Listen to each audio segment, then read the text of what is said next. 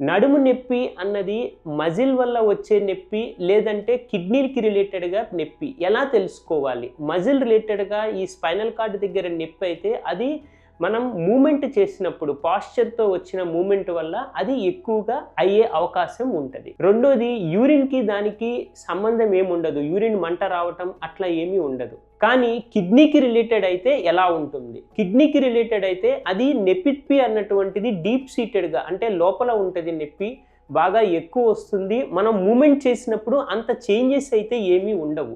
ఇదేంటంటే యూరిన్ మంట రావటము, కొన్నిసార్లు జ్వరంతో అసోసియేటివ్ కూడా ఉంటుంది. ఇది కిడ్నీ రిలేటెడ్ పెయిన్ అని మనం తెలుసుకోవచ్చు.